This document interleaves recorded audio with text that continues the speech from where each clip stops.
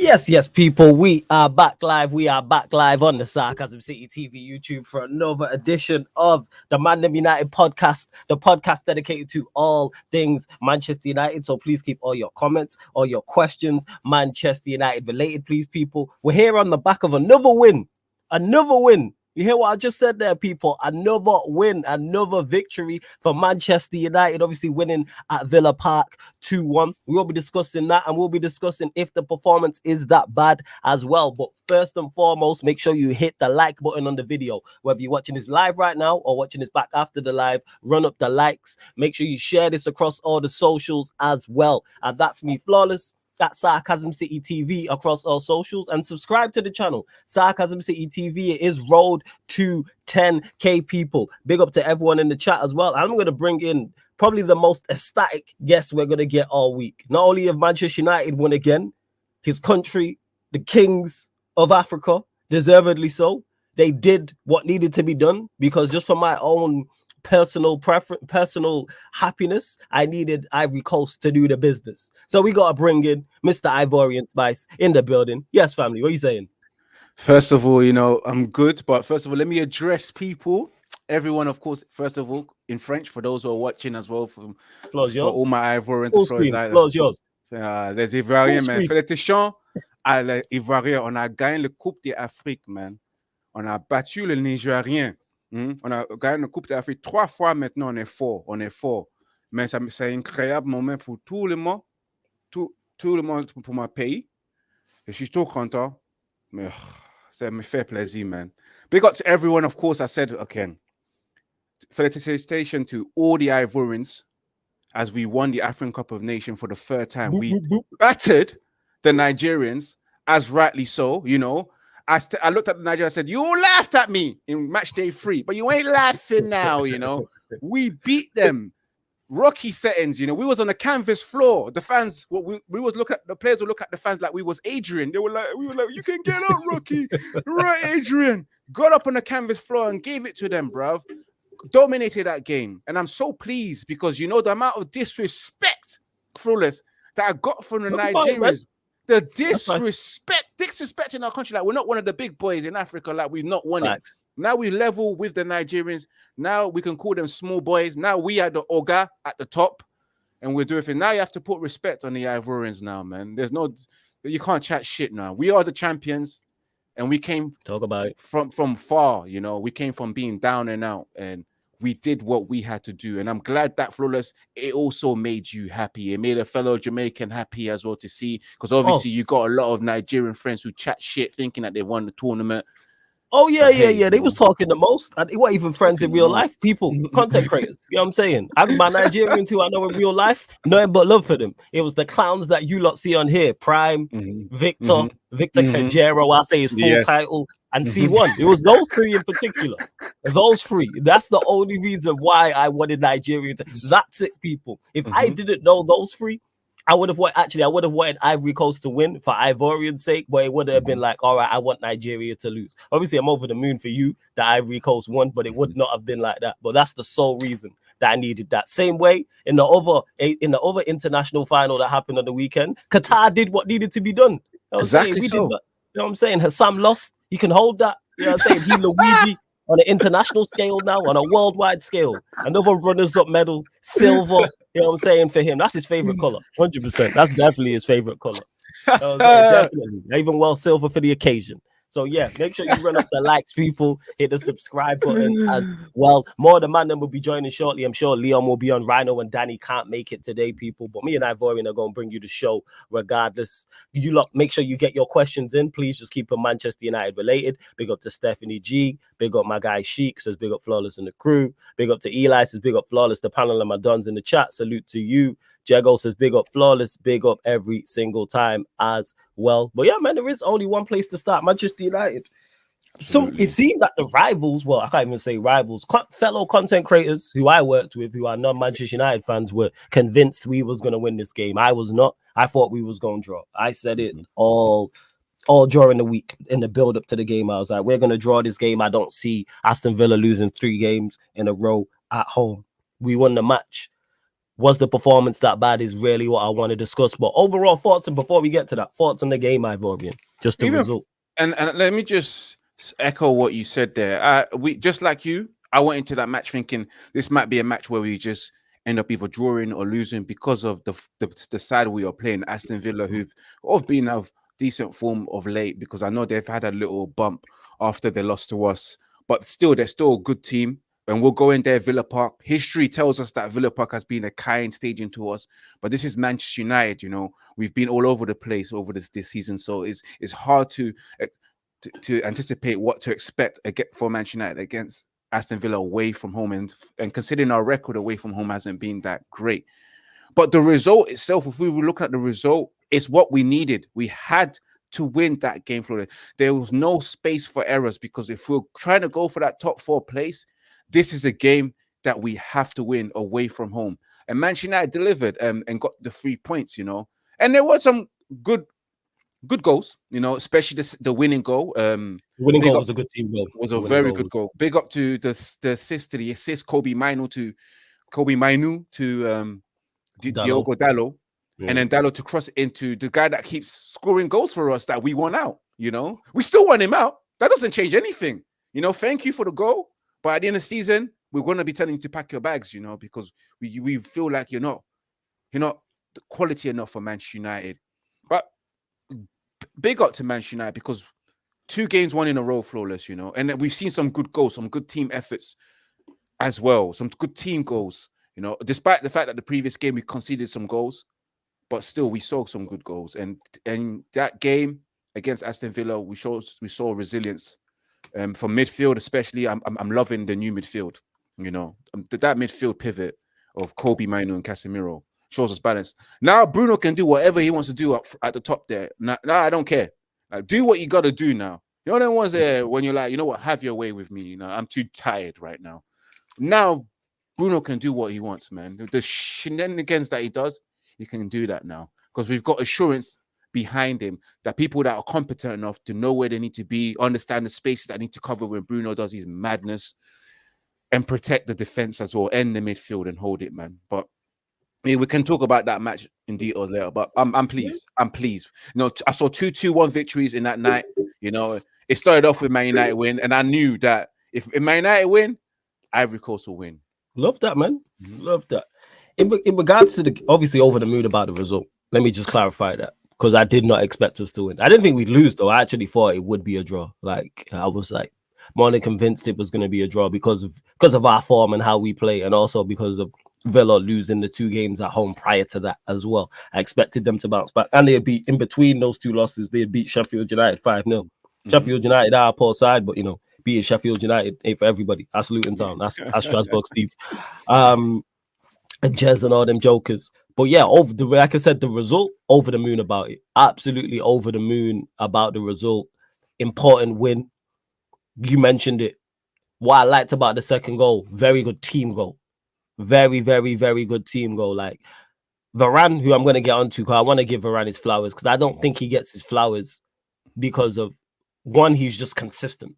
And when you're consistent, people take that advantage. Like when you're just consistent 7 out of 10, and we don't have to worry about you, and you're not making no mistakes, and then the way he plays the game in just such a calm and composed manner, like you don't get your flowers. Because that pass down to Maino, the amount of times we'd see that get overhit, or we'd see that get underhit, and people will say, "Oh, Varane can't play with the ball at his feet." Like, is Varane exceptional with the ball at his feet? No, but is he competent enough? Yes. Said this before. You don't last at Real Madrid for 10 plus years and have all the success if you are terrible. People be like, "Oh, he's next to Ramos, he's next to Pepe." So you're telling me he was in a successful team at Real Madrid and there was good players around him? Shock. There was other world-class, top-quality players around him. What are we talking about here? People are on some foolishness. So the pass to Maino again showed his skill. Great feet. Again, very, very good feet. Laid. And again, when I talk about weight of pass, if he fires that pass in at Dalot and Dalot has to take a touch, Dalot doesn't score that goal. Because of the way that Maino plays the pass back to Dalot, he can hit that first time. If the pass is not accurate enough, if it's too wide, Dalot will have to take a touch, then the angle becomes a little bit tighter. Or like I said, if he fires it in, he has to take a touch and the chance is gone. Dalot, as much as I criticize him in terms of not excelling at anything, great cross. Fantastic cross. Absolutely fantastic cross. And props to Scott McTominay. Because for all his faults, one thing he can do is attack the ball in the box. That is one thing he can do. And I have to heap praise on Ten Hag for that substitution. Because if he makes that sub and McTominay has a disaster class, I'm sat here criticizing Ten Hag, and rightfully so. So I have to praise him when it goes right. I praised him more last season when it came to his substitutes. I've said it before, I said it again. Our subs last season scored more goals than substitutes at any other club, which means he was getting it right. Which is why when I look at it this season and go, what's gone wrong? That's another criticism I have of his. But he got that substitution spot on. When you bring on the player who scores the winning goal, props to the manager. I can praise as much as I dislike Ten Hag and want him out. Props to you. And like I said, Scott McTominay attacked the ball because that's not an easy header. And not many players score that. Because he's attacked that with venom. Like he's attacked that with will. Like people talk about heart and wanting the ball and effort. Like that's what that was. Because I can't remember who the defender was that he got across. He's not even in a bad position. The defender who's there, I can't remember who the centre back was, but it's not like he's in an awful position and it's a bullet header. It's good to see Højlund getting a goal as well. It's good to see, and he's doing more of what I've been talking about and what we spoke about in terms of demanding the ball more, in terms of making more runs, in terms of making more movements. Because Manchester, who made this point? Monts, shout out to Monts. I don't know if he was live. He might have been live on Pro Clubs when he said this, but big up to Monts, shout out Big Sits Mance. And he was mentioning how Højlund's now 5 in 5. Manchester United are doing nothing different. It's not like we've improved. It's not like we've switched the system. Or there's a new attacker in there, or we're creating so many more chances. He's still barely getting chances. It's true. He's still not getting enough service, in my opinion. But what he's doing is making the best out of a bad situation. That's all I've asked from Højlund, and that's all I ask for any. That's all I ask from any player in the team. Just because the team is poor, that's not an excuse to play poor. That's not an excuse to be doing your best because the two. Yeah. Let's say you don't rate Rashford and Garnacho and you think they're awful. Cool. That's no excuse because he's got 5 in 5 with all these attackers we don't rate. Rashford, Garnacho, Bruno, Anthony, fullbacks who don't create, but yet man's 5 in 5. And he's on it like in terms of his movement. His movement's been very good. His anticipation has been better. And I've seen him shouting at people. And this is what I've been talking about. Start shouting at people. I'm not saying put hands on people, but I'm saying make them believe that you are going to put hands on them. Strike fear in you. You are 6 foot plus. You know what I'm saying? You are a strong don. If you start shouting at man, especially in your native tongue, wherever that is, because I don't know what his first language is, guaranteed they are going to start passing you the ball. Like I say, you don't have to pin man up in the dressing room, but let him know, let him think, Højlund might actually just grab up Garnacho and pin him against the wall. Same for Rashford. Same for Bruno. You have to have that type of thing if man are refusing to give you the ball, and it's been this long. So yeah, man, I can only salute him because he's improved. And that's all I ask for. He's improved his application, good finish as well, and he's right on the money. Props to Harry Maguire as well. I thought he played well overall, and he won the header and the knockdown. And again, Højlund's on the money. I think Højlund 2 months ago is not in the 6-yard box. I don't think he scores that goal 2 months ago. Yes, you're right. You're right. Yeah. Ayo, Eli. Yeah. Pause. But you understand the point. You know what I'm saying? You joke, man. But you understand the point. Yeah. It's Ayo. Pause. Yeah, strong pause. But you know the point. Yeah, it's a pause. I got you, Eli. It's a pause. But you get the point I'm making, yo. You know what I'm saying? You have to let man think, man. They all like, yo, he might punch man up.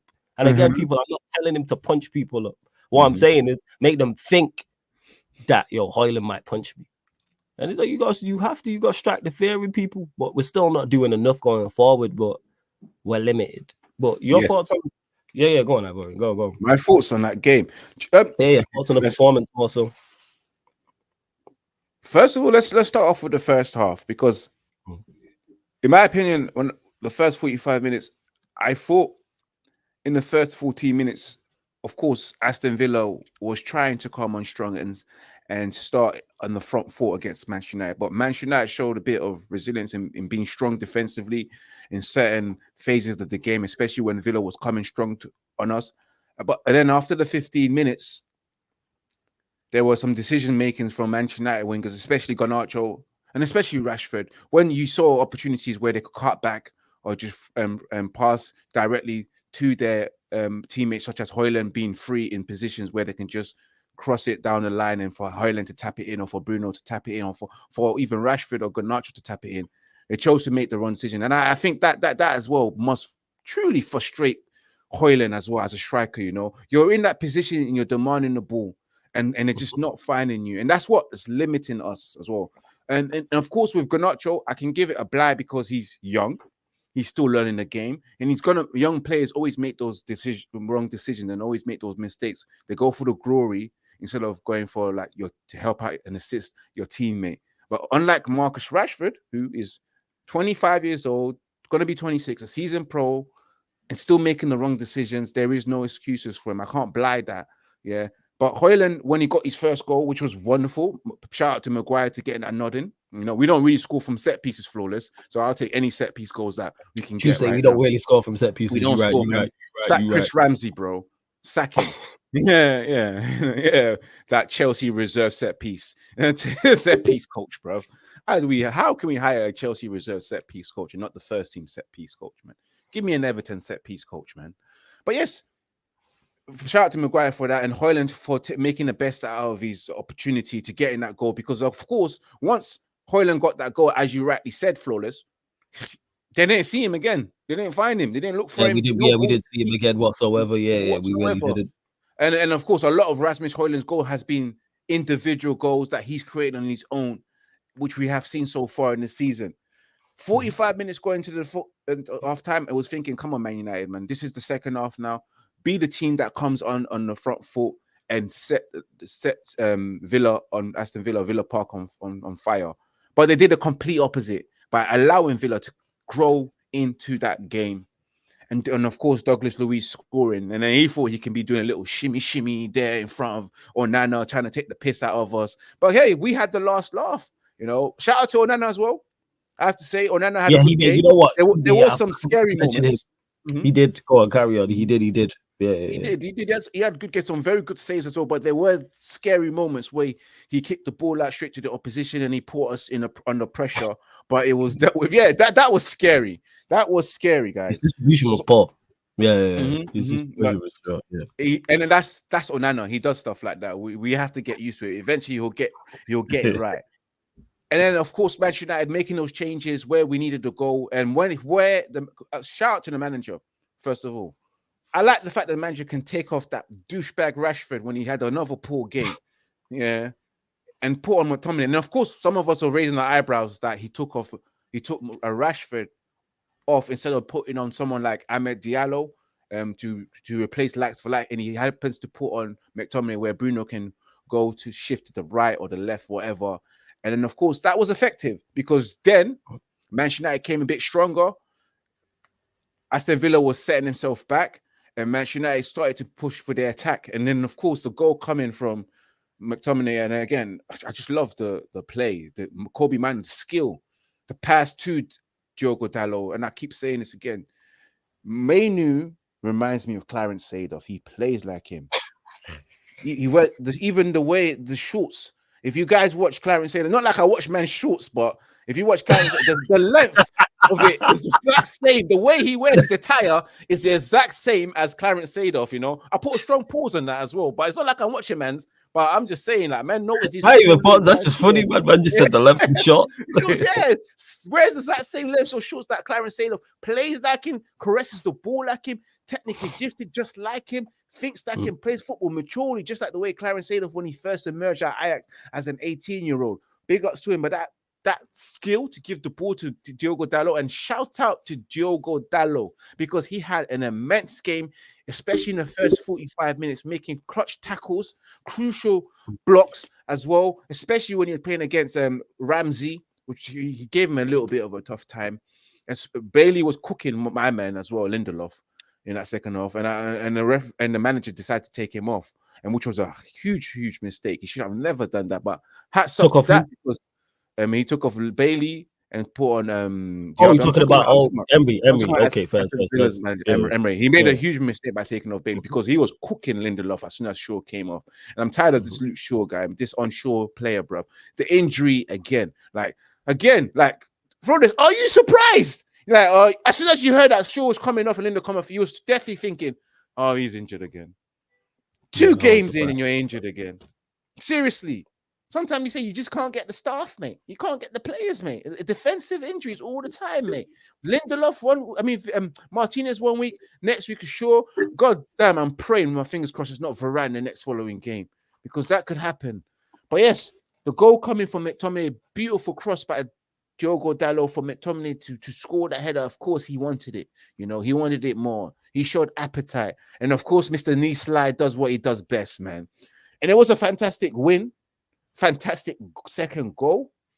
And big up to the manager to do what he had to make those changes. Well, you know, he had to throw in those defensive substitutions, Evans as well, to just secure the win. And that just shows me that he's desperate for these 3 points, you know. He doesn't want to get the sack, you know. He knows the sack is a looming. As soon as he makes one little bad run, he will get that sack. But big up to them, man. Man of the match for me, I don't know about you guys, but I'm going to have to go for Diogo Dalot. I think he had an amazing performance throughout the whole 90 minutes, you know, showed himself again. And again, he's showing slight improvement game by game, defensively as well, going forward. I don't think the connection with him and Garnacho in terms of that partnership link up is at its best. There's still a lot to work with, but eventually we'll get that as they play together on the right-hand side frequently, you know. I hope it will develop, man. I can't complain, man. I'm just happy that Manchester United got that win because that was a much needed win.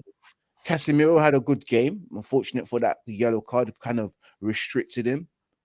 And my donkey of the match has to go to Rashford. That's the donkey of the match. Yeah, the donkey of the match, man. All the time, man. This guy, man, I'm tired, Flawless, man. I'm tired of this Rashford guy, Rash Bandicoot. I'm tired of him, man. Like, this is like what? His 9th or 10th season? We're so far into the season. We're in February, bro. We're in Black History Month in the United States, and the guy is not performing in Black History Month and scoring the goals, man. Come on, man. He's still what? Has he got 5 goals so far this season, Flawless? Another typical Marcus Rashford season where he just underperformed. Nah, it's got to the point where I'm thinking, you know what, sell him, man. If PSG wants to come this summer, because I've seen inconsistency season in, season out. I've only seen 3 good seasons out of Marcus Rashford in his 9 or 10 years at Manchester United, and he's meant to be Mr. Manchester United. He's Mac born and bred, you know. He's from that area. He understands everything about that club. He's been there from age 5 all the way to now, living our dreams. And still inconsistent, still the same Marcus Rashford. You can't add 1 + 1. He tells you it equals 3. Like simple equations you can't solve on the pitch. I'm tired of this, man. At the end of the season, I want him gone. I want him gone. This 350k per week is not justified. I feel like we've been 419, we've been conned. He done his absolute best to win that contract, and then of course regress. I'm tired of him, man. I'm tired of him. I want him out of my club, man. And I just don't think he's good enough. No more. I agree. I don't think he's good enough. He showed his limitations. Eli said I would say another contender for donkey of the match would be Garnacho. He's another one. But I think this is a great point from. So actually, we'll get to that. Sung Lee, what's the word I'm looking for? I'm gonna start that message and get to it. But yeah, you mentioned Dalot. I think apart from a couple of poor defensive clearances that Stephanie G mentioned, I think he played well. Varane, like I was mentioning, I think he's just class. Like this whole nonsense, the criticism he receives is ridiculous. Maguire was good. I thought was good. Shaw was okay. Thought Casemiro was very good as well. And I like Casemiro and Meno. We wanted to see it because of it on paper, it seemed like a good fit. And then when you look at their qualities on the actual pitch, it seems to work. I don't think we've lost since Casemiro has come back. I don't think we've lost with those two in the pivot. Don't think we have. Oh, welcome to the show. My like Leon is in the building. Yes, fam. Yes, Leon. What's going on, man? What's going on? Sorry, the work schedule was a bit mad today, but I couldn't miss the Mandem United podcast. You don't know. Ivorian, where's the energy, man? Have you been to work? I've been to work. I'm back. The energy's here. Partying. Apparently, the energy was there. There's been a shortage. There's been an announcement on the news. All the Ivorians literally missing from workplaces, out partying and that. Big up Sheep, big up Steffi. I'm on the road, man. I'm on the street, Leo, looking for Nigerians, but they're not around, bro. Yeah, you're on a mad thing. I bet you slept in that flag for the last 3 days, isn't it? It's only right, man. It's only right. Big up Tony as well, man. Tony, good to see you in the chat. Large up everyone in the chat as well. But yeah, obviously win, Leon. know what I'm saying? I'm over the moon. You must be over the moon as well with the victory.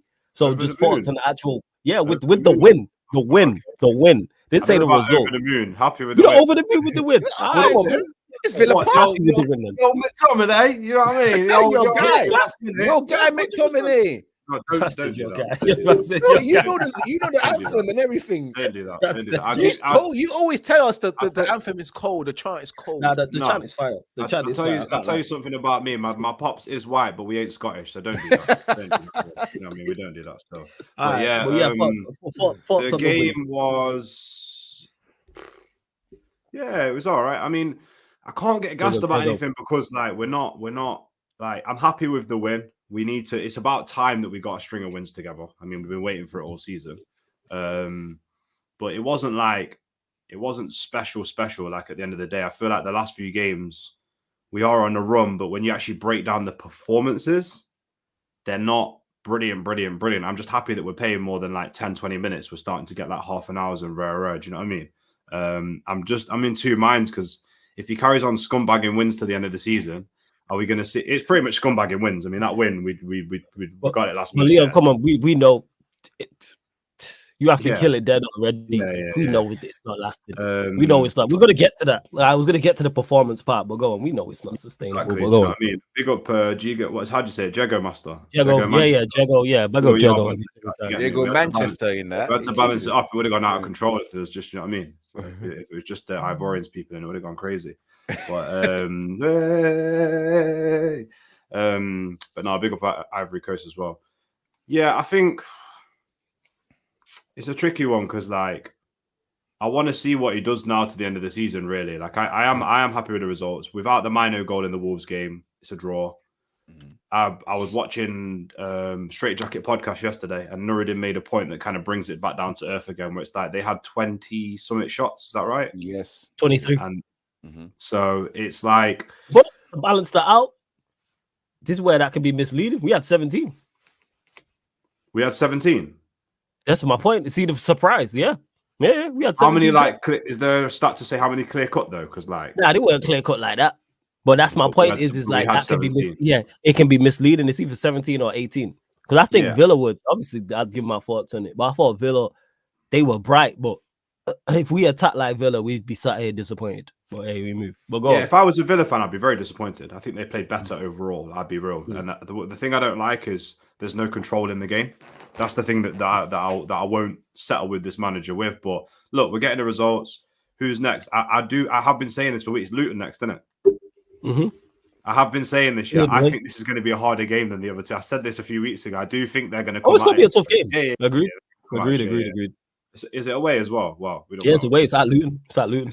Oh, well, I was saying to some of the man, then we may as well just have a word with one of the brothers that owns the house next door. Could probably watch the game. Do you know what I mean? Hey, facts, I'm with that. You know what I'm saying? If anyone knows, anyone's watching who's by the ground, let me know. Did you see that shot of the guys watching the cricket game and they didn't get in? Have you seen that video? That was a video. I can't remember if it's Lancashire or something. I don't know if it is like Old Trafford cricket, and it's like they didn't get into a game. So the guy said on the story, it's like a little Facebook thing. Yeah, it said, but he knew someone that owned the apartment next door. So next to is they're on the balcony in the ground just watching the game because part of the apartment. People do that. Yeah, you can do that. In particular in the Caribbean when cricket matches are going on, because people real talk. We'll just sit up on it. We'll just pull up on a tree. You know what I'm saying, and sit on the tree and watch the game.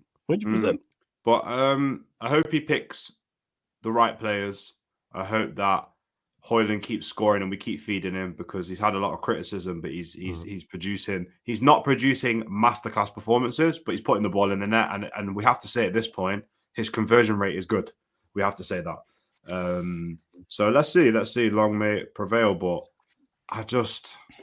one thing that's in the back of my mind is, like people feel like we've been catfished with Erik ten Hag, Are we getting catfish? This is just in the back of my head, Are we getting catfish with Ineos? Because I'm like, if they just turn around at the end of the season and they go, we want to keep you and we want to keep building the project with you. I'm like, hang on a minute. Barada, I see something in regards to them. 1 second. Like, Barada, we'll get to that actually. If someone knows, if not, I'll find it because there's something in regards to 1 second. Let me find it now. I'll tell you now.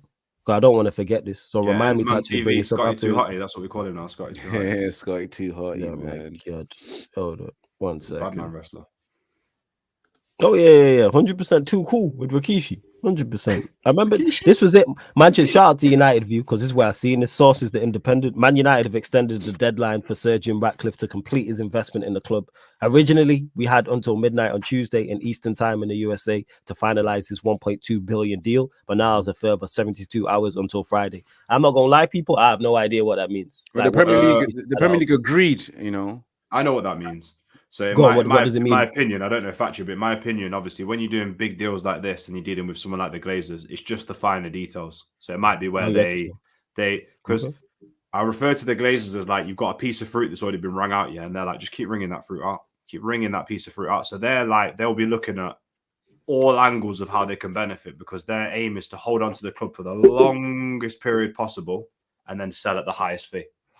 So I think a lot of this takeover deal, there will be a lot of finer details. I expected it. I didn't really expect it to be done until the end of the season. So I think they're going to try and get them. I'm just back to McTominay. To end, the reason why I didn't like your take is because you was trolling. You said Flawless didn't like my take on Scott weeks ago. I think Scott is the guy. Scott's the guy, but you wouldn't take him at your football club. So that shows. You know what I'm saying? You guys like Henderson, so why didn't you like Scott? Yeah, man, the same exact type of people. It's like man telling you, oh, that girl's fire, go chat to her. All right, she's that fire, you go chat to her. Nah, she's fire, then she's not that fire then. You know them ones there. That fire, then. Them ones there, don't try gas. They try to palm it up. Yeah. That's you that. Well, she's that length, you go chat to her then. Nah, I'm good. All right then, because she ain't length. You know what I'm saying? What are we talking about? And if man are taking the piss and you just go up and speak to him and you say, yo, my brother wanted to chat to you still, and you just bump to the toilet. Like, yeah. That's the type of shit. You would do that still. You tried it, and then you come out. You would do that with me. Don't do that with me. Don't do that. Yeah, our midfield's cold already, no room. Yeah, sure. You lot, yeah, sure. Interesting. Yeah. But you know what? I bet you want Caicedo in the summer, but your midfield's that cold. Exactly. He needs to play the right. He needs to play the right three. I still believe that we're still isolated. What's the right three in your opinion? Yeah, Maino, Casemiro, and Ericsson, but we ain't going to see that. But so we're never going to see that. We're not going to see That's that. what I want to see. That's the controlled three because really and truly, any of them players, two of those players, it's my theory, isn't it? Like you play one madman and two sensible guys in it in any part of the pitch. Do you know what I mean? Apart from the back four. So like with Maino and Ericsson, they will control the ball a lot really well. Do you know what I'm saying? And then Casemiro can break up, but leaving Cass on his own, like somebody drops the shoulder on Cass right now, he's just not that guy. He's not a Basuma. So it's we have to be careful in the way we manage it. And I think Maino's got to get more minutes. He's valid. He's just warranted way more minutes. Like he's just got to keep playing. But you got to take the pressure off Cass. Like you're going to rotate Cass and Amrabat a little bit. Are you going to you can't? I think certain games you can do that. I think that's the idea. I thought Cass played well though. I thought Cass played well against Villa. Yeah. I thought he was all right. I thought he was good. I don't think he was exceptional or like great, but I thought he was good. And the amount of times he wins the ball back is crazy. And what I like as well is even if he don't win the ball back, more often than not, he'll like unbalance the opposition player so he misplaces the pass or it's easier for another player to come, a teammate to come and take the ball off. Like he's aggressive, and when you're aggressive from a defensive standpoint, he's more old school. He's not a Rodri type, he's not a Rice type who will like sit and more screen and intercept, and obviously it's just whatever you prefer in terms of profile, but he's just much more aggressive. Let's be real, he's still from his reputation of what he's done in the game, he's mentally just a threat. Because like Casemiro is there, do you know what I'm saying? He's got that presence. Amount of times he wins the ball back is crazy. Because people will go, "Oh, he only won 6 out of like 14 duels." I just use that as an example, and I'd be like, "But if another defensive midfielder is there, he's not even attempting those 14 duels. He might be at 8." Stats don't tell you the full story. And it looks better because he's won 5 out of 8. It looks better, but the ones that he didn't attempt to go for, Cass is going for, and will win more. Like rather than that, if you don't attempt to tackle, guess what? You're gonna be 0-0 in terms of duels. You can't put everything on stats, because like it's like Facts. what were those tackling scenarios? It's facts. Because just nicking it off somebody who's took a bad touch. Do you know what I mean? Whereas Facts. and at the old I think I've heard you speak about this before, Flores, as well, in regards to Varane, I believe. Is like the older that players get, if your athleticism starts to go, it's how good you are reading the game gives you longevity. And Casemiro is still very good at reading the game. So facts. Like he's not like Varane. Like I just said before you got on, Casemiro didn't play at Real Madrid and have all that success by accident. But they just didn't put him in, and it's not like, oh, it was 10 world-class players and Casemiro, or it was 10 world-class players and Varane. These man contributed consistently and contributed heavily towards that success. But since they put on the Manchester United shirt, all of a sudden now they're terrible.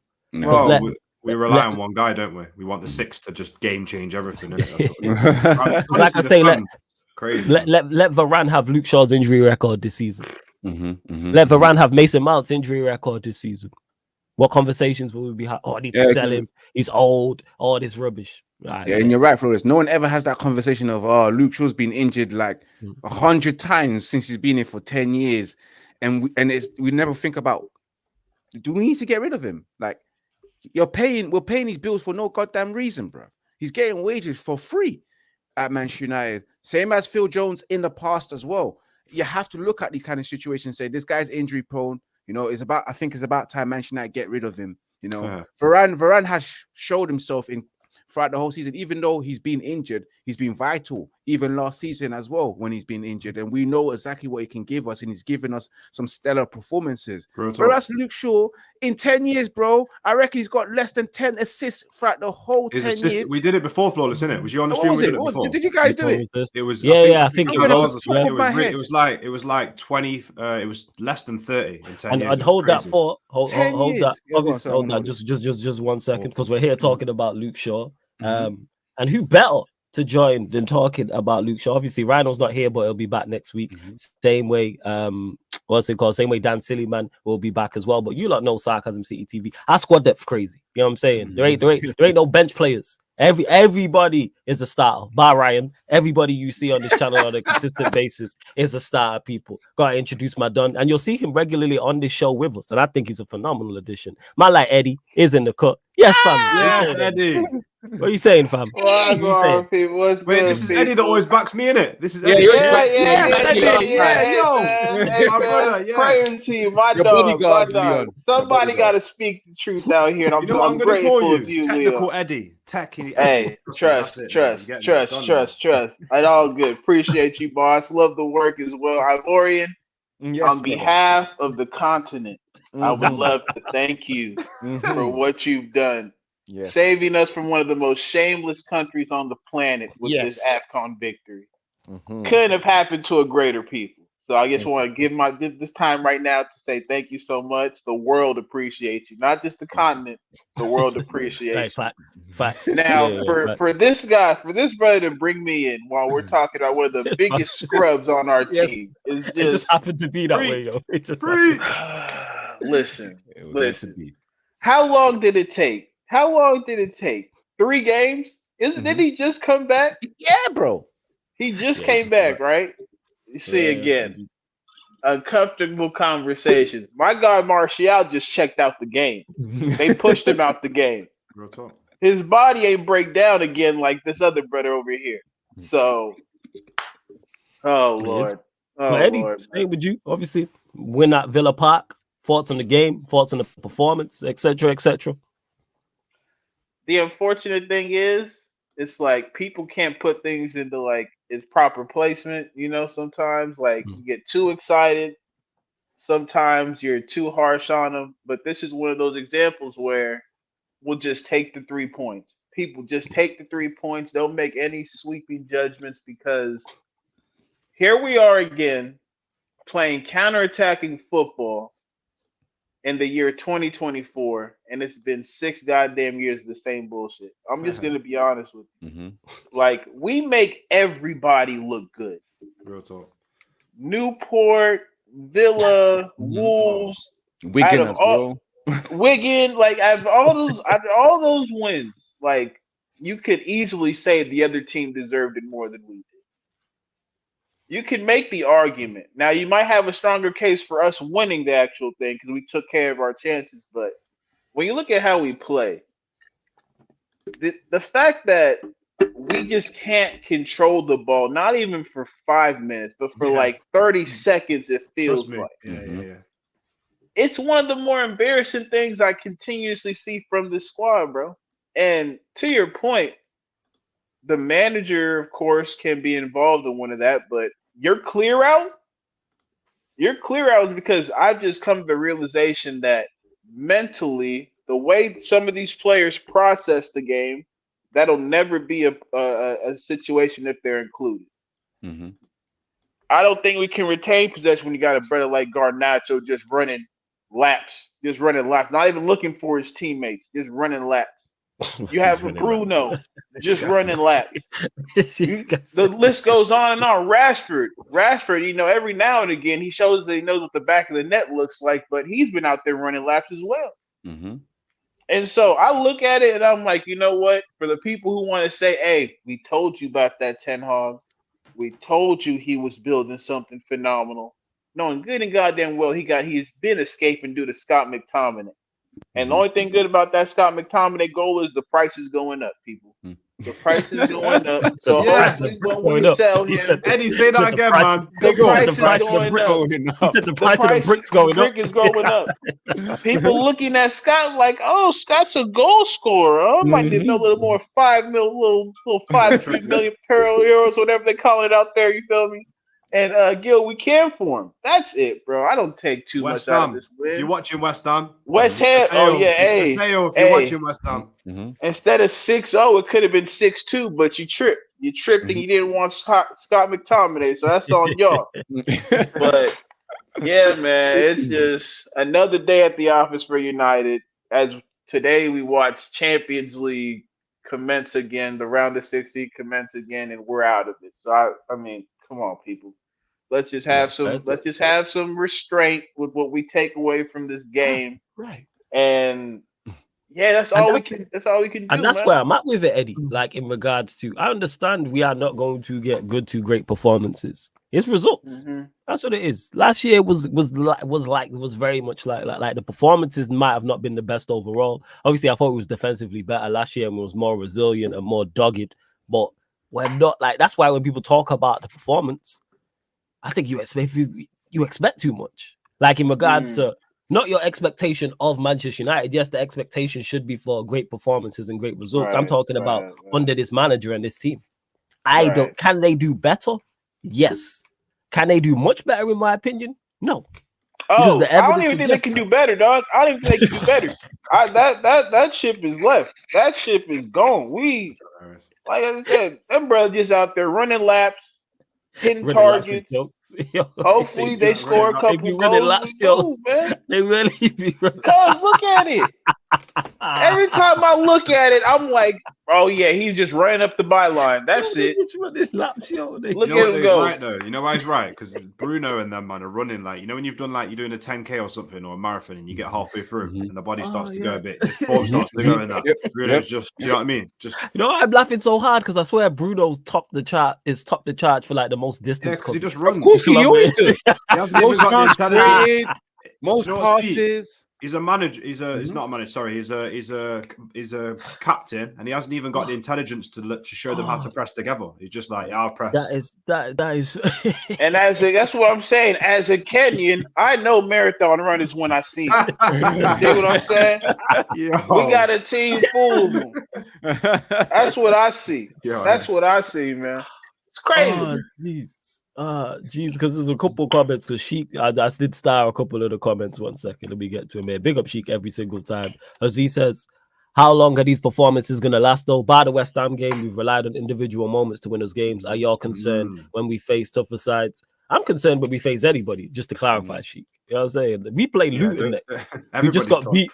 Yeah, who just got beat by Sheffield United 3-1 at home. And even though I think we'll win the game, if somebody says to me, oh, Luton will give you a game, I'm not going to argue them down. If somebody says, oh, Luton can get a draw, I'm not going to argue you down. I've watched the struggle against Newport County. So in regards to the performances, they do need to improve. And we have relied on individual moments. I'm just glad we're actually getting individual moments. Because for the vast majority of this season, we've not even had that. We've spoken in depth, all four of us here, me and you, Sheik, the chat about how lackluster Manchester United's attack is and how we don't create too much and we don't score too much. And even the game, I've said it's how we was just talking about stats being misleading. Yeah, because everyone point to Villa having 23 shots and we had 17, 18 shots. But it didn't feel like we had 17, 18 shots because we just didn't create more and didn't really look like a threat. Like, and Villa did Villa create better chances? Yeah, but hey, if your striker don't score his one-on-ones, it was a very good save from Onana, and then he collided with the low. Just on that point, that makes sense why we had. Sorry to interrupt. That's why it makes sense why we had 17 shots, because we don't know what we're doing when we go forward to create chances. Yeah. So we just shoot in. So the manager's just saying, get close and just try, just the law of averages. Just boom, boom, boom, boom, boom, boom. Do you know what I mean? Like laws of average. Yeah, because we don't have a thing like really and truly, yeah. Our goals are not really, they're not created goals. How many goals would you say this season on a percentage wise would you say that we've actually clearly created? And take the Bruno spam crosses out of it. I hate that. I hate them ones there. Mm-hmm. There's not thinking, do you know what I mean? Like the Dalot goal, we haven't seen that kind of way cross it to McTominay. We haven't seen that much this season. Mm-hmm. Do you know what I mean? Yes. He's and people don't be shameless and put in the Garnacho overhead kick. Don't do that. You're right, Leon. You're right, man. We've hardly seen that much team goals. We've just seen individual brilliance from so many other players, man, and all sorts. They do it. I think the only time which game was we saw 2 cutbacks and Manchester United finally finished it off? Was it against West Ham when we won 3-0? There was a couple of goals we cut back, or was it the game before that? Where we won 4-2. The games we don't even know. We're just like, what was? Exactly. We've got no clear identity of when these goals happen and who it was because we barely see team goals. But I can tell you about individual brilliance. We've seen Højlund, who scored 10 or 11 goals. A majority of his goals have been by himself. Individual brilliance, running through the middles, getting a goal. Because that's the vivid goals that I've seen of individual, and that's why I like the second goal so much, because it was a team goal. It was a well coordinated team goal with all 4. Was it 4 individuals? Yeah, 4 individuals. It was Varane, Maino, Dalot, McTominay, and I said that when we scored the goal as well. It was a great team goal. Like everybody played their part, from Varane pass, like I said, clipping it down to Maino, the good feet and skill, perfectly weighted past the low with a great cross, and Scott McTominay attacking the area as well. And he attacked, and it was a good header, bullet head. So it's kind of like, but it goes to show we've not been asking for too much the entire time. Yeah, that goes to show. Like where everyone's like, oh, why are you not so critical? Wait till he gets his players back and didn't do like all them players who were involved in that goal have been here. Casemiro wasn't involved in that goal. Martinez weren't involved in that goal. So it's like people say, oh, wait, Luke Shaw wasn't involved in the goal either. And I think who said it on the Yardman edition? I think it was Lex who said it and was like, if you're relying on individual players to bail you out, you're just not that good. You're not that good of a manager. If your system can only work with certain individuals, that means those individual players are bailing you out. Because your system, even if it's not to the same level, should still perform to a good level without certain players. What happens if that player is playing and has a poor game? You building it around just one person or 2 people. Yeah, it's very poor excuse, especially when you have all the tools that you have to use, and also the amount of money that's been spent on the actual squad and the amount you're paid.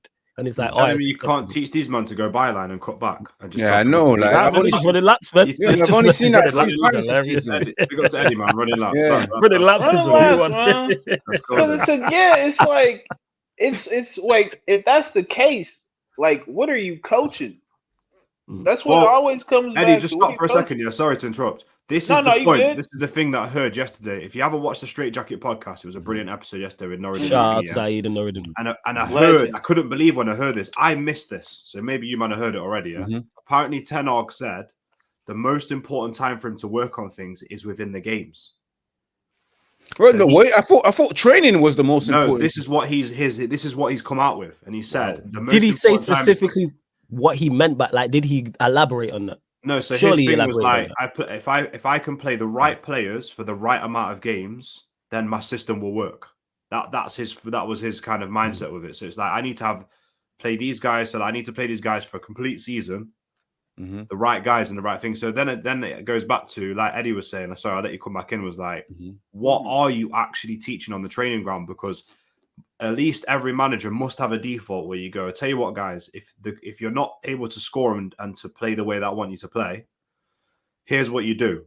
Go byline, somebody go front post, somebody go penalty spot, somebody kind of float around the back post, and someone stay near the top of the box. That's basic football.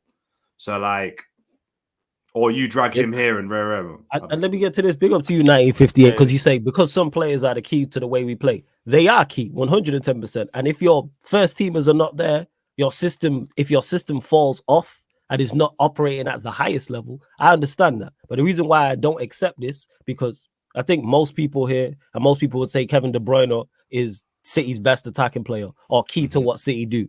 How did they get 100 points without him? How did they still score 3-4-0 a game without him? Yeah. Look at Liverpool with Klopp. I use him as an example this season. They don't have a 6. They do not have a DM. They don't have a DM. I'm saying if you want to class Endo, but let me rephrase that then. They don't have a DM of quality, because if we sign Endo, our fan base would be up in arms, and rightfully so. But yet their system still works to an extent. Now, if you put an actual quality 6 in Liverpool system, of course they perform better. Of course their midfield's more functional. But you take it away. Same way with Ange at Spurs. I keep using him as an example because he don't have quality players. If we had their, I'd be upset if we had their attack, because as much as I don't rate our attack, I don't rate their attack. Take Son out of it. I watched them with a front three of Werner, Brennan Johnson, and Richarlison. That was our front three. I'd stop doing watch-alongs. Wait, didn't he play when he played Royale and Davies? Wasn't that against City? Yeah, it's against City. His philosophy against City. Yeah, with no centre backs. You know what I'm saying? Man played wing backs in centre back. He played 2 fullbacks there. Like the point that I'm making is your system. And when I watch Spurs, I watch a lot of them. I go, okay, certain players are missing, so you're not going to perform at the level, but you should still perform to a level. Without certain players, just fall off a cliff. So that means those players are bailing you out. It's their individual quality. It's like you should do more. But hey. He's honestly somebody called him 10 Lasso. And moments like yesterday is where it all makes sense. What are you talking about, bro? You do it, you think better during the game, or you prepare better during the game. That's like me not studying at all, then going to the test. My teacher asked me, "Oh, what happened here?" Hey, you know what? I ain't studied, but I performed very well during the test. Yeah. What are you talking about? Oh my God! What are you talking about, man? Like, somebody take this dude's mic and just shut up, man. Just shut up, because honestly, that just erases everything you said about Jadon Sancho not training. Exactly. What does training yesterday? That was exactly what does training equate to anymore if you don't even really use it to prepare yourself for the game? Like, this dude steps over his own words every week. So I think, you know what, he needs cue cards. He needs cue cards. Like, he needs a teleprompter. Like, Manchester United's PR team needs to like have a teleprompter where he can read pre-prepared answers every time after the match they answer. Like, you just cannot speak for yourself no more, bro. You can't do it. And like to talking about the style of play, oh God, he's pretty much cheating off of all these tests at the end of the day. Yeah, like that's it. That's it. It's like, okay, this team is a counterattacking team that needs two holding midfielders. Okay, let me try and institute my own thing. You go to this weird ass 6-1-3. We start getting ran through by the likes of Galatasaray and Copenhagen. And then it takes, I don't know how many losses between there to say, you know what? Let me just go to 2 holding midfield. Like, you didn't come up with that yourself, bro. You just reverted back to what we've always done. Exactly. This is the football that we've always played. It's nothing new. And let's be honest, he's not even playing as efficient as when Ollie was playing Fred and McTominay. He's not playing as efficient. Them man were told, you know, when you're in that little sack race thing, and you just got to be tied next to the person, you know, like you're in the same thing, or like, like, literally, you man are together, like, don't you get me? Them man were on a string, you know, it's like both got cuffs on and they're both on a string like that. Like 2 dogs on the same lead, innit? Like, you're literally so. Hand in hand with it. There's even a famous word saying prepare to fail. Fail to prepare to fail. And of course, I haven't seen anything from that training ground, and I've always been questioning it. And absolutely, you guys are right, man.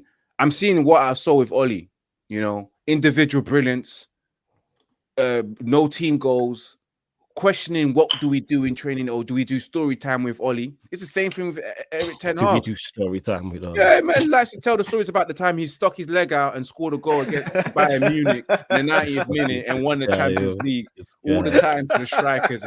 Man, it's true though. But yeah, same level that I'm seeing with Ollie. Crazy. The same thing that I'm seeing now with Eric Ten Hag, and I'm just questioning what the guys are doing. Because, guys, it's been almost 2 years. We're still talking about the way we play football. What are you doing on that training pitch? Is it you? Is it the players? Because now I've accepted. Back then when it was with Ollie, I was like, the players are whack. But we've come to an understanding that it's been the same style of football since Jose, since Ollie, and since Ten Hag. What are these guys doing, bruv? That's what I'm saying. They're just not they're good enough. And just quickly to that 58, he said, but they conceded 3 goals because of that. Well, they could concede 3 goals. Like, you're missing the point. It's not about them conceding the 3 goals. It's about their system still working. That's why they got a result. That's just, obviously you have to have an element of luck because City are just a better side than them anyway. But they didn't fall off again. Guaranteed they're putting a better performance there than we do. Oh, guarantee that. And we don't, and we have a bit, and we'll have a better team on paper from an individual standpoint. Here's the thing, we do.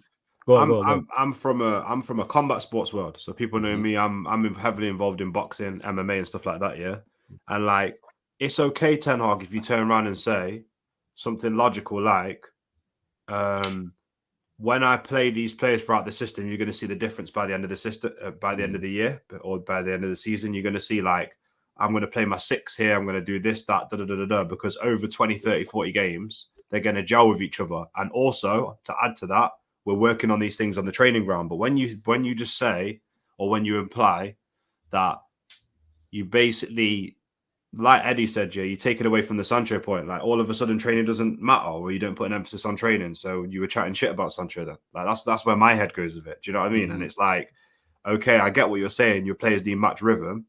But you're not, there's nothing you're showing us within games, from the way you manage the team, from the way that you make substitutions, and from the way that your style of players and the way that you create chances, that you're working on anything. And it goes back to what Rance was saying before, Flawless. Yeah, these players have not been coached since Louis van Gaal. They haven't been coached. And Sheik just said that Ten Hag wanted us to be the best transitional side. Is transitional side like another fancy word for saying counter-attacking football? Because in transition, we are horrible. Nah, somebody else break this down. Break it down to me, because transition.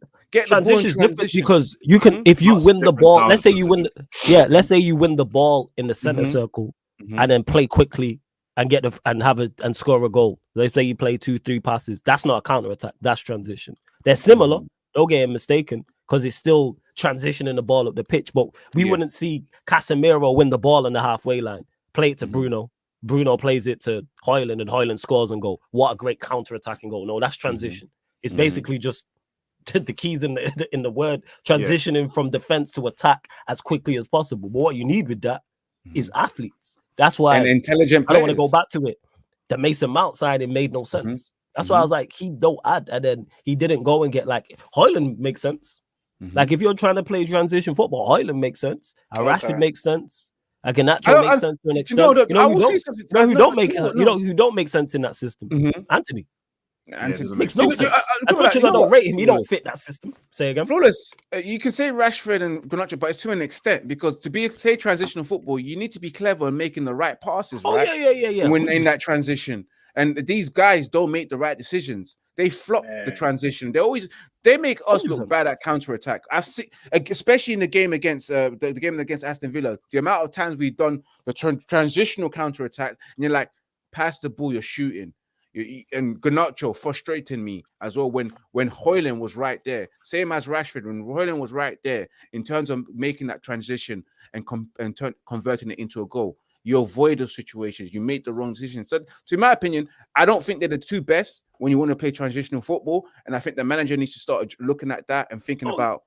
I hear you. Yeah, like when I say that, obviously you need the IQ, but I'm saying they fit that style. Like, I could see why you trying to play transition football. You need fast players. You need players who can shift. Of course, you need that because, in particular, in transition football, decision making not only does it have to be on point, it has to be even quicker. It's not like it's a slow build up where we're playing possession based football and you have 70% of the ball and you're trying to break down a low block. Where even when you get into the final third, your decision making needs to be better. But like in particular, transition and counter attacking, it has to be on point. Like weight of pass is so important. Making the correct run, because if you don't play the correct way of pass, or someone makes the wrong run, or it's the wrong decision, it's over. I'm saying team gets back in, it's done, it's a wrap. Whereas you can afford to make an incorrect run against a low block, and probably you can just there's no recycling possession when you're when you're trying to transition the ball, and that's why it didn't make.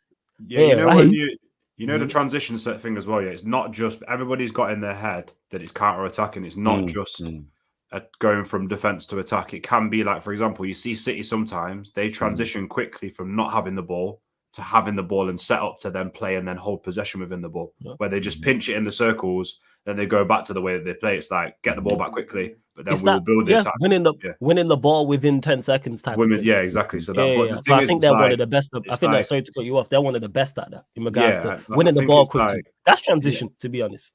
Exactly. I think it's like, it's all good saying that, Ten Hag, and to be honest with you, he's right in what he's saying, and that's how we want to be, because United have always kind of like hunted for the ball, and then we've just broke and done our thing, or do you know what I mean? But I don't care, because that's one layer. Like, don't tell me you're going to make me a cheesecake and say, and try and sell me the bottom crumble and be like, yeah, the crumble's amazing, right? Yeah, what about the main cheesecake, bro? You know what I mean? Like, yeah, man, don't tell me about, honestly, we're gonna make this cake, and the eggs, they've been from the best farm ever, and these eggs are amazing, bro. Yeah, what about the rest of the chocolate cake, brethren? Do you know what I mean? Like, I want to see what the main go on, brethren. Yeah, like the main, like the seasoning we're gonna put on this chicken is amazing. What about the chicken though? Do you know what I mean? About the chicken? Yeah. What about you right? Yeah. Don't tell me you got lemon seasoning and that. Hey, how's the chicken? You know what I'm saying? Right. Man. Like, what's going on? I don't want to know about the fries or the chips or the salad that tastes good. I want to know what the chicken tastes like, bro. Yeah, exactly. No one wants to hear about that. Don't tell me, you know what I'm saying? That like the jollof's gonna be amazing and rare. What comes with the jollof? Like what's exactly. You know what I'm saying? What's with the side? So What's with the Ten rice? Hag, it's like I want to know what else like I get it. A manager's not gonna tell you everything that they want to know. Like they're not going to tell you everything to do with like we're going to do this, we're going to build it here, because they're giving away all their tactics. However, I don't see even 5% of like him showing the fans what he's trying to do, even if it's like action speaking louder than words. I don't know if somebody turned around to me now and they're like, what's the role of this player? What did this do? How do you build chances? And what are you going to do against this team? I'll be like, bro, I don't know. This is a roulette, bro. Like we literally, that's a good analogy actually, because there's nearly 32 games and there's more than 32 games in the season. It's roulette, innit? Just spin the ball. Maybe it will land on black, red, 0. Who knows? Do you know what I'm saying? Like more than likely it's been on 0 bare times for us. Like 0. I'm losing all my money. And to somebody who says you can't be good, I wanted to get to this. You can't be good the whole game. Villa was bad at the beginning, good in the middle, but faded too. Yeah, Villa weren't their best. Villa were not great. They looked more threatening going forward, didn't take their chances. We did take our chances. That's one thing. We was clinical. And the reason why I'm not super upset about the performance is that my expectation is not high for performance-wise. Overall, like I said, is it poor for like Manchester United standards? Of course. But I'm fully aware we are Manchester United in name only, and I look at what we're working with and with the players we have. And I said it during the watch along. I've said it after the games and all the live streams I've been on as well. That performance reminded me of last season. I've asked us for the longest to revert back to last season because that's where we had success. And when you look at the players we have, it fits what we can do. Like it's about getting results. Forget performances. It's a results thing. We can try and address that. And we can try and address that in the summer. All of a sudden, our attack, even though I still think is limited, is all of a sudden scoring more goals now. Yeah, all of a sudden, we look more creative playing a double pivot. Of course, adding Casemiro into the mix helps. Playing him next to Maino also helps because the combination of those two in the midfield definitely helps. So in regard to it, that's why I'm not super critical of the performance, because I'm like, can you do better? Like even Eddie said it, you don't think they can do better. I think they can do better, but not much. I don't think we're ever gonna put a 10 out of 10 performance together and dominate the ball. Like on a one-off, maybe like against Palace in the cup, but other than that. No, so it's about, especially Villa's. I gotta give Villa credit. Villa's a tough place to go. I take that into consideration. That's not an easy place to go. Yes, Chelsea won there. Yes, Newcastle won there. But like before that, I don't know. I think they'd only lost one game and they at home and they was on a run. It was like 13, 14 wins in a row at home. Like they're a good side with good players, with a good manager. There's a reason they fifth. There's a reason they're fifth in the league. Reason for that. Like I don't take credit away from Villa in terms of their quality. Because if we perform like Villa and lost, I'd be sat here being critical. Like if you about we're the better side, but you gotta take your chances. Like Villa didn't quit. That's why I say we defended. We didn't defend well, but we were resilient enough. We restricted them to the point where they didn't create a lot of clear-cut chances like that. The Onana one he saved from Watkins and the 6-yard, the cutback in the 6-yard box. Yeah, go on. And the one, I think it was Carlos or Ramsey, one of those two miscontrolled it. A pass from Bailey. I think it was in the first half, or second half. Can't remember actually. But yeah, go on, Eddie. Like this is what I'm saying, right? It's like when Bud fought Spence, right? Would you give Spence credit just for finishing the fight? Nah. See, that's what we at. That's where I'm at with these dudes, right? That's a bad analogy. That's a bad analogy. That's a bad analogy. But Eddie, here's where I flipped that.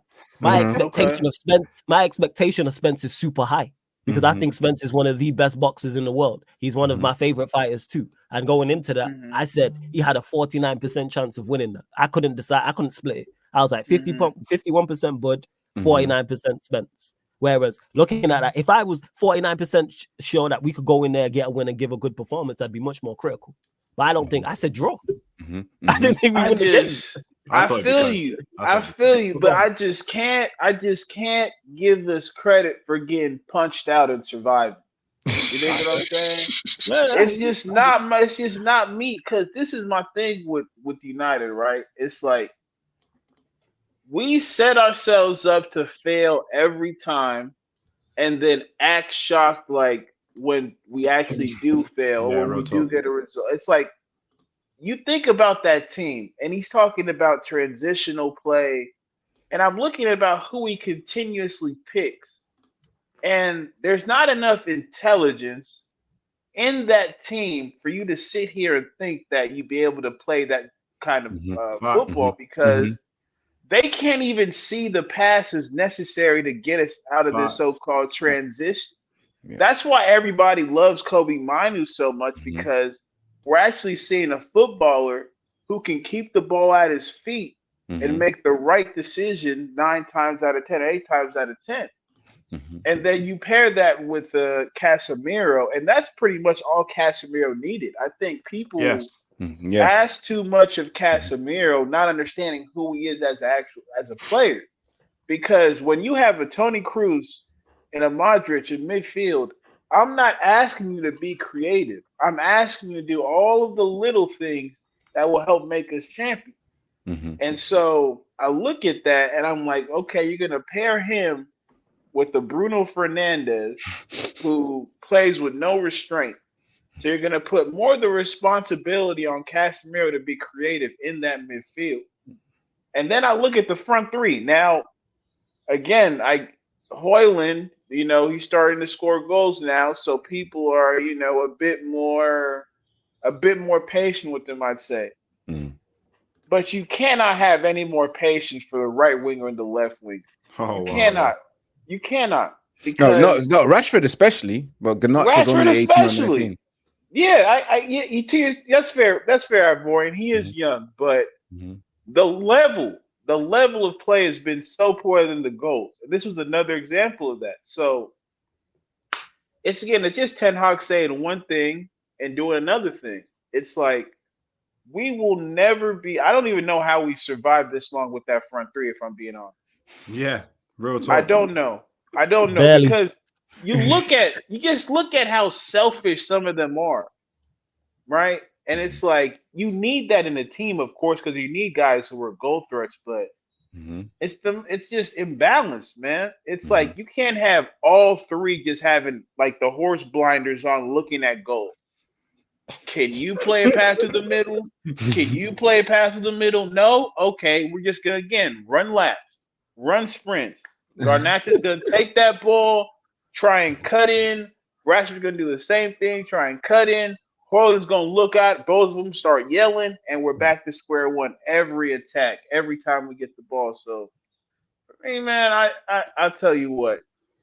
I put nothing past this team. We made Solanke look like Aguero over there at Bournemouth. Oh So my what that God. let me Yes. know is every game is a crapshoot. And we don't got no loaded dice. There's a good chance we can lose. There's a good chance we can actually get some money off the ground. So, we'll just see where it takes us at this point, man. Yeah, real Because talk. You know what, everything Eddie? these brothers have said is really the truth. That's what I'm Everything y'all saying. said is the truth. You know what?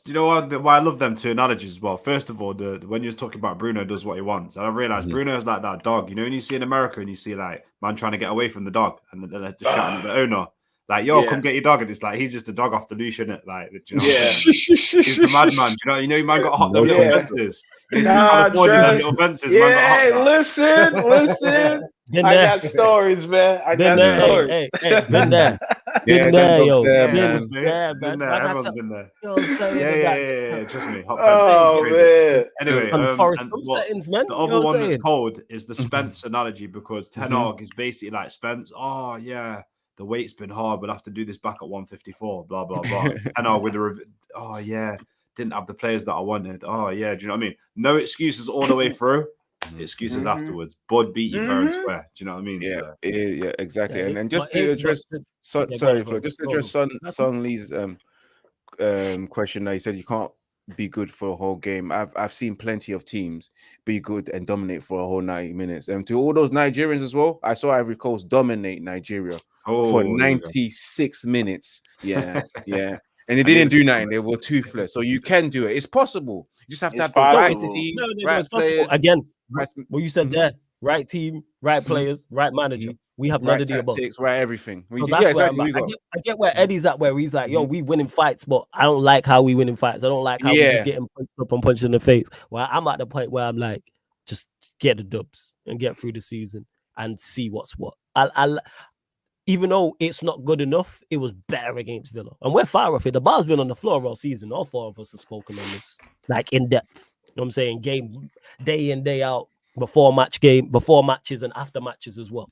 So the fact that we performed better and we went away and finally won out of it, when you go to the likes of Villa, you're probably gonna ride your luck. It's highly likely. Like, we should have performed out. Yeah, go on. Imagine what you're saying. People had to bring out the stat that he finally beat a top 9 club away from home. Yeah. 18 months? It's 18 months. Yeah. But 18 months? It's 18 months. And Eddie, that's a whole different thing of like when people talk about, why you Ten Hag out, and it's things like that. But I can look at that game and go, all right, good. Because we could have easily gone there and if we would have got embarrassed, I don't think anyone would have been shocked. We would have went there and lost 3-4-0 and capitulated like we have done this season and just put in a pitiful performance. We would have been like, like it's not a surprise with that. So I'm just glad to actually see some resemblance of last season. That's all I've been asking. Just compete. That's all I'm asking from you. Look, I know the lack of quality is there. I'm not asking you to do more than that. I'm asking you lot to just go and do the basics. Try and be defensively solid. Compete. Run laps. You know what I'm saying? Track runners. All this type. Close down.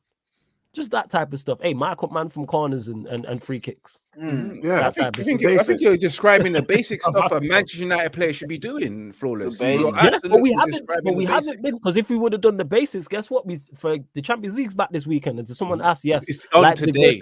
Leipzig, Real Madrid. I'm doing a watch along on the Twitch, and you'll get PSG. You'll get PSG Sociedad tomorrow as well on the Sarcasm City TV Twitch. All Champions League watch alongs. But that's the point I'm making: is if we just did the basics in the Champions League, we'd still be in a competition. People really underestimate the importance of just doing the basics. Yeah, exactly. I think for me, when I look at this season, it's like I hear your point, Flawless, where you're saying the players can't do better and they're not better and stuff like that. I just firmly believe that another manager would be able to get more out of these players. And when I say more, it's not volumes more. It's just the basics that would produce a bit more. Because, for example, to have have we hit the 0 mark yet? Are we on 0 goals? No. We're still on minus, bro. We're still on minus. I thought it was on 0. No, I don't think we are, man. I don't even look at it. I can I hear you. That's why I said I don't think they can do. I think they can do better, but I don't think they can do much better. Because I know they can do better because of what we did last season. I know they're capable of doing better. Are we at 0? We made it. Let's go. Are you sure? We made it. No way. It's the middle of Feb. We made it. Do you know what I mean? They counted us out. They didn't think we could make it crazy. But yeah, no, I think for me, Gary O'Neill would get more out of these players. He would have scored 10, 20 more goals with them. Trust me, like basics. And I think that when you look at the league this year, we would be just outside the top 4 because the league's not great this year. If we go win our next 3, 4, 5 games, we're back right up there. It's not the standard of the league has dropped. So for me, it's like there are zero excuses with this manager with the form that we're thinking because Eddie made a good point earlier. There's many games we've watched this season that we haven't deserved to win, but we've won them. I remember the Forest game and the Wolves game at the start of the season. We didn't deserve to win any of them games. Didn't Forest have 10 men and they played better than us? So you see what I'm saying? So I think I always believe that the process to where you get to is so important. I think if you have a poor process, then you're likely to have not as good a result. And I feel like the way that I think it was on yours last week, we were talking about with Ten Hag, what would you rate him as a top trump card or whatever, all the way across the board, from the way he manages to the way he coaches to the way he talks to the way he does in-game management to his substitutions to his selections, stuff like that. Yeah, nothing's above average. It's all below average for me. So it's that I'm not surprised we get the results that we do. Do you know what I mean? I don't even put my emotions into it anymore because I watched the game and I'm like, when Villa equalised the other day, it was squeaky bum time. Nobody thought Scott was going to head it in. Come on. Yeah. Don't lie. Do you know what I mean? So, and then if you look at what Mino did the week before, that could have easily been 2 draws. Easily. Oh, yeah, without doubt. Yeah, it's fine margins. Crazy. It's fine margins. Like, I'm fully aware of, like, this is not, because Sheik asked, is this sustainable? No. We know it's not. That's why I'll take it, but it's not sustainable. I'll take it. Yeah. Like, because I'm going to enjoy like the victories. You know what I'm saying, because it's like we don't have many of them, and we all know it could all fall down at any given moment. But hey, you lot, before we close out, make sure you run up the likes, people. I know my connection's moving a bit dodgy, but make sure you run up the likes. Make sure you hit the share button. Make sure you subscribe to the channel Sarcasm City TV. Make sure you subscribe to Ivorian's channel and Leon's channel. The links are both in the title. Both links are in the title. Red United TV, Unleash Sports as well. I will be redirecting from here. Or the Back Again podcast is at 6 people. You know what I'm saying? And that, yeah, I just seen your message on Ivorian. Yeah, I'm literally in about 5. So yes, we're redirecting to the Back Again podcast, which is live at 6 p.m. where all 4 of us won, actually. So it's going to be interesting to see. There you go. Everybody won. There you go. Everybody won. United won, Arsenal won, Chelsea won, and Liverpool won as well. But Ivorian, let them know where they can find you, what you got coming up, all that good stuff. Of course, for all the Nigerians, you can find me at Red United TV, you know, because I've been looking for you, man, for a very long time. You've been quiet. I've been trolling you guys since Sunday. I'm still trolling Nigerians. I'll be trolling them for 5 days because they trolled me for 3 days when they beat us in the group stage and all that stuff. And but you ain't laughing at me now, yeah. But yes, guys, get me back again for the Luton game this Sunday, 4:10 for the watch along, and I will be doing a short video for Thursday, and obviously latest news or whatever pops up on that day. But yeah, subscribe to Red United TV. Tomorrow is Woman Crush Manchester United Wednesday for all the thirsty guys in this group. What, Valentine's edition, yeah? Well, Valentine's edition for the guys as well. Eddie's like, yeah, that's me right here. But yeah, I'll be right there with the like. Just like Carl. Don't worry about me. So if there's any women watching who are United fans and they want to be involved in the Woman Crush Wednesday on Red United TV, just follow Ivorian on his socials. Send it. I'm saying, give him a shout. Exactly. And just send me the test shots. That way I can let you know if you're verified. If it verified, if it works out for the platform. I'm right there with the helping hand. I'm right there with the helping hand. Man, Eddie over there, head of communications, man. That's what head of communications. Head of communications. Head of casting as well, modeling as well. So but guys, you can find out on Red United TV 1 on Instagram for those who want to see that on tomorrow. But yes, yeah, man, love every time Ivorian. Leon, bro. same to you. Let them know what you got coming up. Please say that again. Shout out to you. What? Shout out to you, Ivorian, man. You know what I'm saying? Shout out to you, Ivorian, AFCON champion, champions of Africa. Yes. You know who finished runners up? Nigeria. Hey, Prime Victor, C1, hold that. Definitely. No one's that say we never carry last. He definitely didn't carry last. And if you want something, if you're feeling down, people, go watch the watch along on the channel, people, of the AFCON final with C1 on there. No, C1 wasn't there. Victor was on there. Prime was on there. Eddie also joined as well. He was on there for the majority. I still need to go and watch it back. I'm gonna go and watch that back. 100%. The misery. Oh The yeah, misery. yeah. Drinking the tears. But Trust Leon, floor's yours. Yeah, Say, a let me know few where they things can I want find to you, all say. that good stuff. Ivorian, we're expecting the Drogba dance in the next few days, man. I don't know why you've not done it yet. Do you know what I mean? But I see that Drogba doing the little dance on stage in that, man. Drogba's moving mad. He's just shaved his head. He's moving crazy. Also, for everybody out there, free Amad Diallo. Don't know why he's not playing, but free Ahmad. I seen the training goal that Saeed posted on his story today. Yo, kid's different gravy. Do you know what I mean? So free Ahmad. Even myself, he's not free playing. Ahmad, bro. And yeah, man, you can find me at Leon's Reality. I'll be back this week with United Panel on a Thursday. We're launching a new show. Just going to get a few guys in. But yeah, man, that's it for me, really. Someone just rang my doorbell. No stress. Same to you, Eddie, man. I was actually, yeah. Nah, man. Big up. Actually, well, let me do that. The outro you properly. Eddie will now be a part of this show as well as still on the Friday show. Catch him on watch alongs on here as well. Q&As, NBA on playback as well. Yeah, go on, Eddie. Yeah, man, appreciate it. I had to join the All-Star panel. I was having too much fun. I was like, you know what? I hope I can be a part of this. Shout out to El Jefe for putting me on. Ivorian again. We can't say enough about you, your wonderful country. Thank you. Y'all deserve a Nobel Peace Prize if we get Thank you. Yeah, we did bring peace to I'm the talking world. about every single Ivorian. Just send them in the mail. All right. But nah, man, y'all can definitely find me here every time. Enjoy these conversations because it let me know I'm not going crazy with what I'm seeing on a week-to-week basis. And just make sure y'all hit the like, subscribe to all these brothers' channels, support what they do. It's the only way we grow is with y'all. So appreciate everything, man. Y'all have a blessed one. Yo, you know what's mad? I just got a ring on my doorbell, yeah? My neighbour across the roadway, I don't chat to anyone around there, he's a United fan, yeah? And he's like, my car's broke down, innit? I said, yo, the club's tough right now, let me help you push that shit, do you know what I mean? Hey! See, we support each other United fans, innit? That's what we do. Look at that. We got a man of the people. Yeah, out listen, here, if you said he was an Arsenal fan, I would have said, brother, my foot's hurting right now. Matching on the weekend, you know what I mean? I do nightclub shoots, so somebody dropped a big bottle of Cavassier on my foot. I can't do anything right now, my brother. You know what I mean? But because he's a United fan, I'm there, man. It's raining outside. I'm gonna go help him out, yeah. But people, make sure you subscribe to Sarcasm City TV. Ivorian, make sure you go to work this week. Eddie, blessing as always. You know what I'm saying? Bless, bro. And people, lock into the Luton game because it's going to be a tough one. I can see it coming. Yeah, man. We roll with the punches. You know what I mean? Hopefully, yeah. So yeah, people, tonight on Sarcasm City TV, you will get on the Twitch. We are doing the Leipzig Real Madrid round the 16th first leg watch along. That's on the Sarcasm City TV Twitch. Then either midnight, you'll either get the United City show or United Chelsea Spurs show. Just keep a lookout. But you're gonna get some form of show at midnight UK time. Wait, have you hit 10K yet? Nah. We're still on the way. Get him to 10K. Hit the subscribe button. And we are gonna be reader. And yes, Sheik, you joke, man. People, yes, I'm out anyway, tomorrow. please. Hey, bless up, Leon. Yes.